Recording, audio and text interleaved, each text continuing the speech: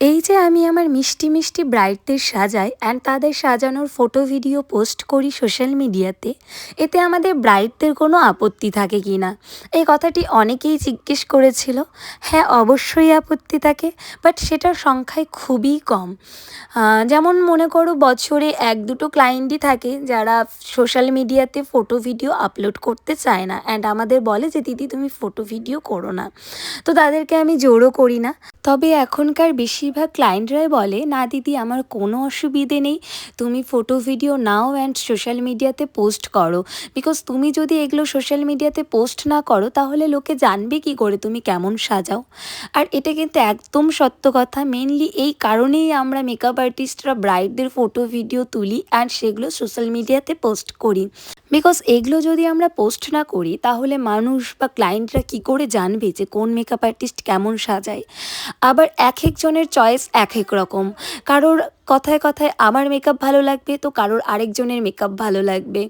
তো মানুষ কি করে পছন্দ করবে বা কি করে মেকআপ আর্টিস্ট চুজ করবে, তো এই কথা ভেবেই কিন্তু আমরা মেকআপ আর্টিস্টরা রিয়েল ক্লায়েন্টদের ফটো ভিডিওগুলো সোশ্যাল মিডিয়া প্ল্যাটফর্মে আপলোড করি।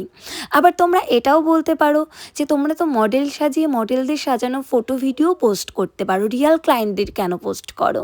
সত্যি কথা বলতে অনেক ক্লায়েন্টরাই থাকে যারা বুকিং করার আগে বলে যে আমি তোমার রিয়েল ক্লায়েন্টের মেকআপ দেখবো, রিয়েল ক্লায়েন্টের ফটো পাঠাও। তো এই কারণেই আমাদের রিয়েল ক্লায়েন্টদের ফটো ভিডিও আপলোড করতে হয়। তো আশা করছি আমার এই ভিডিওগুলো যারা যারা দেখছো তারা ব্যাপারটা বুঝতে পারছো কেন মেকআপ আর্টিস্টরা রিয়েল ক্লায়েন্টদের ফটো ভিডিওগুলো পোস্ট করে।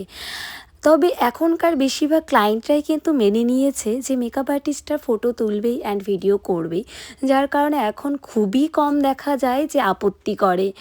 আমার তো আপাতত মনে নেই সেই কতদিন আগে আমাকে বলেছিল যে দিদি আমি ভিডিওতে থাকতে চাই না বা আমার ভিডিও তুমি করো না। আমার এটা আপাতত মনে পড়ছে না, বাট এইটুকু মনে আছে যে অনেক দিন আগে আমার কোনো এক ব্রাইড ভিডিওতে আসতে চেয়েছিল না।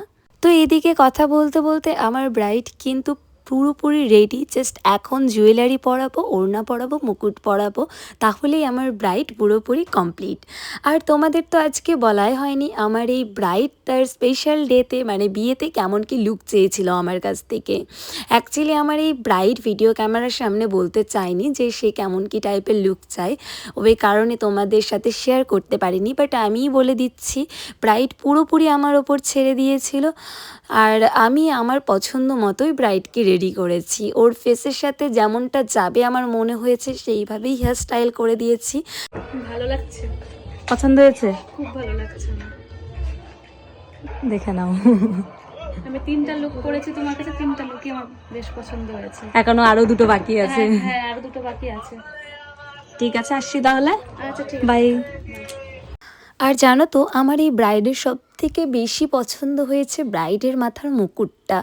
সে না মুকুটটা খুব সুন্দর তার ফেস অ্যাকর্ডিং নিয়েছে। আমি একটি ভিডিও পোস্ট করেছিলাম কার ফেসে কেমন টাইপের মুকুট যাবে, তো সেই ভিডিওটা ব্রাইড আমার খুব ভালো করে দেখেছে, দেখে সে মুকুটটি নিয়েছে, খুব সুন্দর ছিল। আর তোমরা কমেন্ট করে জানিও আমার করা আজকের এই ব্রাইডাল লুকটি তোমাদের কেমন লাগলো। ভালো লাগলে লাইক করবে, কমেন্ট করবে অ্যান্ড ভিডিওটা শেয়ার করবে। সো ভিডিওটা এই পর্যন্তই, দেখা হচ্ছে নেক্সট অন্য কোনো ভিডিওতে। আজকের জন্য বাই।